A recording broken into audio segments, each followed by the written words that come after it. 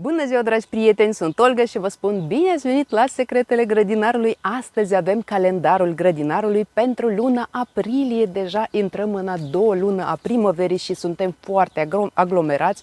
Avem multe lucrări de efectuat în grădină, avem de plantat, de semănat și, în general, suntem foarte ocupați și în luna aprilie. În luna martie am avut câteva surprize, am avut și neplăcute, am avut și temperaturi negative, am stat puțin cu griji dacă nu cumva să ne vor îngheța pomii sau culturile care deja au început să răsară. La noi a trecut această perioadă și sper să nu mai avem temperaturi negative, dar totuși trebuie să fim foarte pregătiți și pentru astfel de surprize neplăcute, pentru că se mai poate întâmpla. Așa că dacă deja aveți culturi semănate sau plantate în grădină care deja au răsărit și se așteaptă temperaturi negative de la minus 2-3 grade în jos, atunci trebuie să fiți foarte atenți să vă acoperiți culturile cu folie sau cu agril pe timp de noapte atunci când se așteaptă aceste temperaturi, pentru că ar fi păcat să le pierdeți într-o singură noapte din această cauză. Așa că trebuie să fim foarte precauți, pentru că această perioadă este foarte critică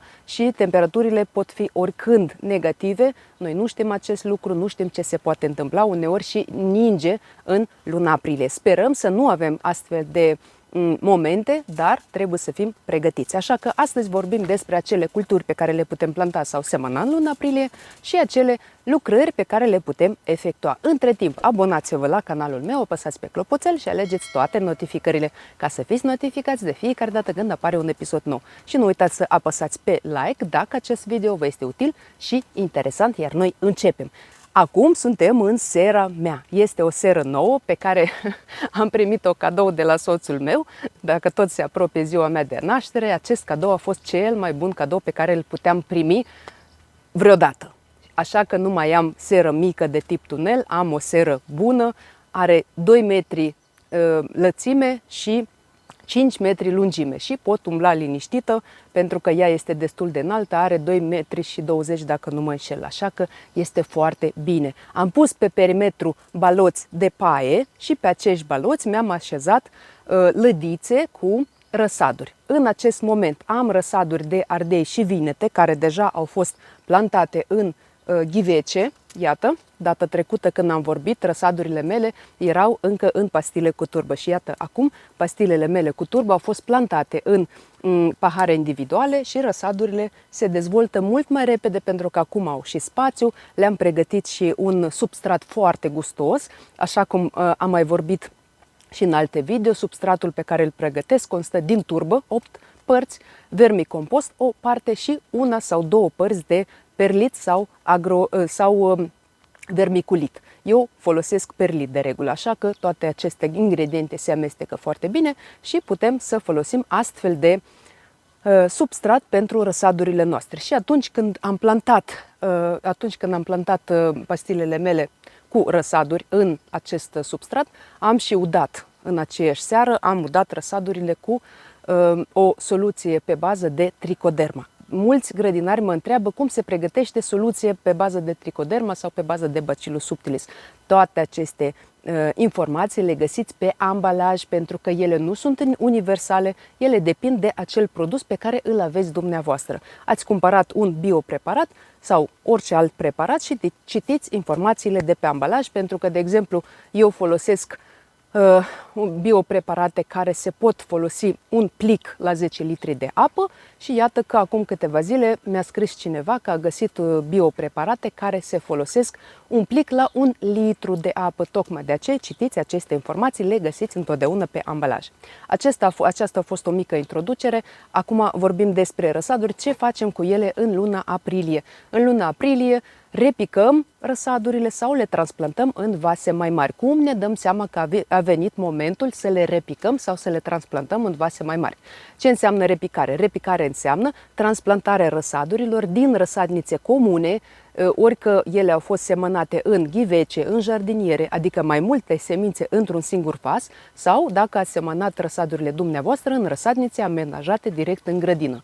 Și atunci când aceste răsaduri au deja câte 2, maxim 3 frunzulițe adevărate, nu așteptați mai mult, trebuie să le transplantați urgent în vase individuale. Pentru ce se face acest lucru? Pentru că atunci când răsadurile sunt semănate în răsadnițe comune și le lăsați așa un timp foarte îndelungat la comun, ele încep să se dezvolte, frunzele se dezvoltă și cresc și atunci răsadurile încep să se umbrească unele pe altele și oricât de multă lumină ar avea ele se umbresc, suferă din această cauză și încep să se alungească. Acest lucru nu este bun pentru că răsadurile ajung foarte subțirele și lungi. Așa că aveți mare grijă să le repicați la timp. Dacă aveți răsadurile dumneavoastră semănate direct în pahare individuale sau în pastile cu turbă sau în alveole, cum ne dăm seama că a venit momentul să le transplantăm în vase mai mari.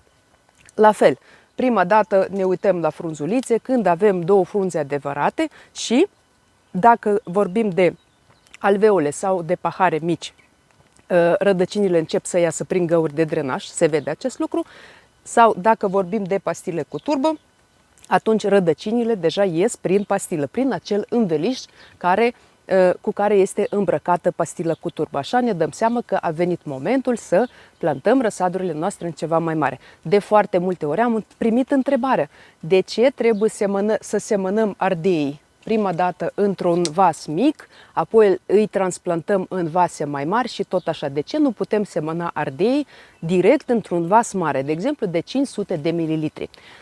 Problema este în felul următor. Dacă semănăm ardei direct într-un vas mare, de exemplu de 500 de mililitri, rădăcina ardeilor se dezvoltă destul de greu, mai ales în prima lor perioadă de viață.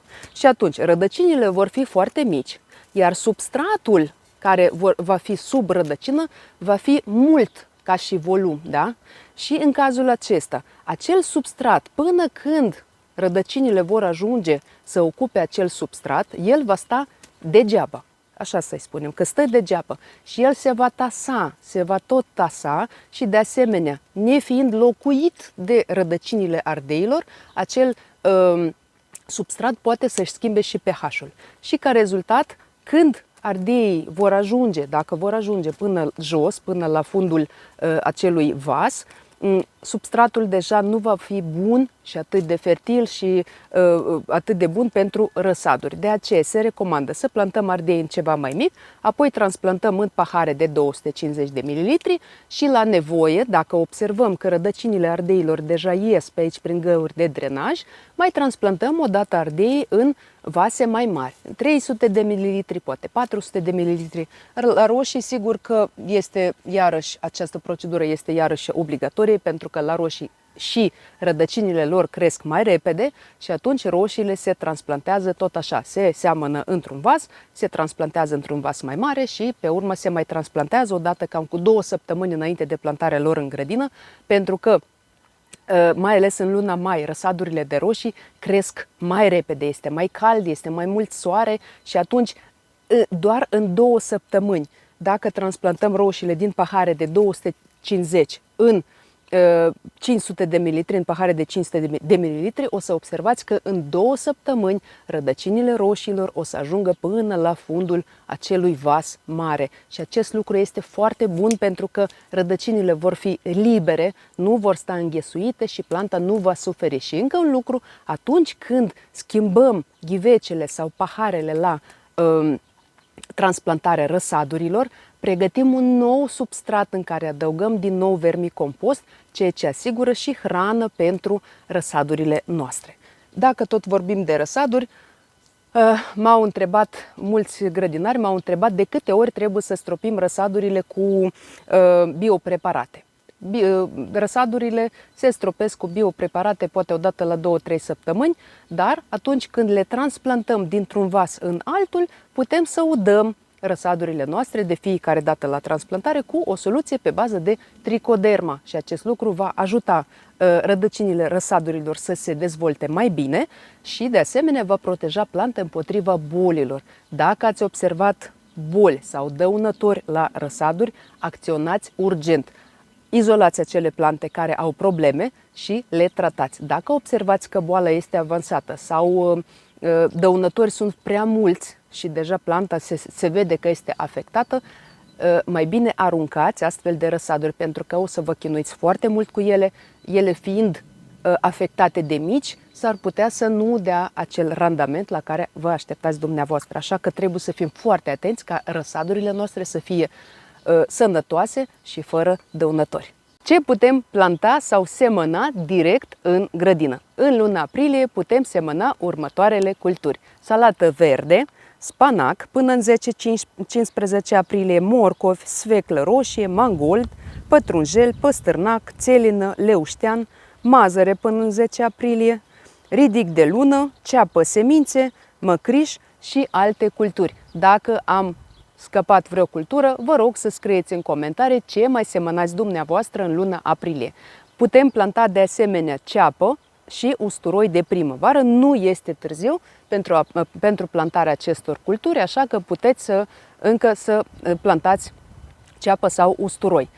Cineva m-a întrebat în această perioadă dacă putem planta lalele sau narcise sau zambile în această perioadă, pentru că ne-a spus doamna că a găsit undeva la o super ofertă niște bulbi de aceste flori și nu știe ce să facă, să le cumpere, să le planteze sau să nu le cumpere acum deloc.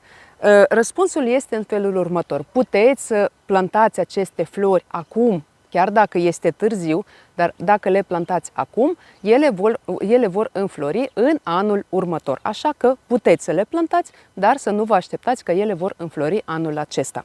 De asemenea, în această perioadă încă mai putem planta pomi, arbuși fructiferi, arbuși decorativi, mai putem planta via, mai putem planta trandafiri și alte plante perene. Iar dacă aveți plante perene la ghiveci, adică le cumpărați cu rădăcină închisă, este și mai bine, pentru că în cazul acesta nu trebuie să vă faceți niciun fel de griji. De regulă, astfel de plante se adaptează foarte repede și nu suferă deloc. Dar totuși, ca înrădăcinarea să fie mai bună și rădăcinile să crească mai sănătoase, v-aș recomanda să folosiți produse pe bază de tricodermă, produse micorizante pe bază de microciupercă care se numește glomus, și aceste biopreparate vor crea acea micoriză. Da? Micoriza este prietenie între plante și ciuperci microscopice. Datorită acestei prietenii, plantele sunt mai bine hrănite, sunt furnizate cu apă, cu micro și macroelemente și toată lumea este fericită. Dacă doriți, puteți să folosiți la plantarea aceste astfel de biopreparate. Ce mai putem face în luna aprilie? Sigur că în luna aprilie deja începem să mulțim solul. Iată, eu ieri am început această procedură. Mai am de mulcit foarte mult, dar o parte bună am reușit să o fac. Am mulcit bobul, am mulcit ceapă și sigur că am mulcit și între straturi. Am aplicat carton, apoi am aplicat un strat gros de paie. Așa că anul acesta am început mulcirea cu paiele. Știți că este o grădină nouă care nu a fost lucrată de mulți ani și eu încep să o îmbunătățesc și să îmbunătățesc de asemenea și calitatea solului. Solul în această zonă este destul de greu, dar nu este foarte argilos. Mai sunt anumite porțiuni din grădină unde solul este un pic mai lutos, dar totuși nu este foarte grav, așa că sper că voi reuși să am un sol sănătos și permeabil și foarte fertil, așa cum am avut solul în grădina mea veche. Dar sigur că cu răbdare și cu muncă se poate orice. Așa că ceea ce vă doresc și dumneavoastră, ca grădinile dumneavoastră să fie sănătoase, să avem cu toții recolte bogate, să ne bucurăm de recoltele noastre și de plantele noastre, ca acestea să fie sănătoase. Dacă deja aveți bob, mazăre, ceapă și alte plante care deja au răsărit în grădină, să nu uitați să le udați în luna aprilie, pentru că iată, deja este foarte cald. Ieri am avut plus 30 de grade, astăzi avem plus 30 de grade.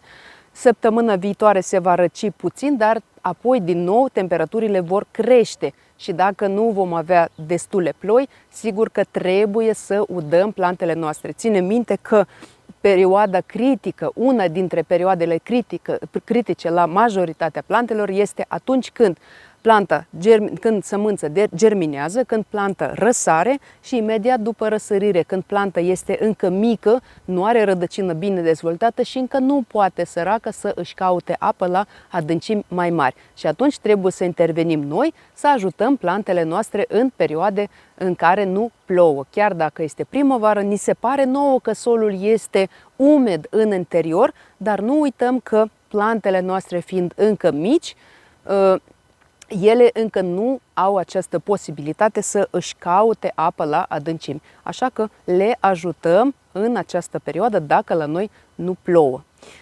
Așadar, dragi prieteni, eu vă mulțumesc că și astăzi ați fost alături de mine. Sper că acest video vă este de folos. Drept urmare vă aștept cu un like și dacă nu ați reușit să vă abonați la canalul meu, puteți să o faceți acum. Apăsați pe clopoțel, alegeți toate notificările ca să fiți notificați de fiecare dată când apare un episod nou. Eu vă mulțumesc că și astăzi ați fost alături de mine. Ca de obicei vă aștept în comentarii cu întrebări și cu sugestii și ne vedem data viitoare. Vă doresc sănătate, spor în toate și recolte bogate. La revedere!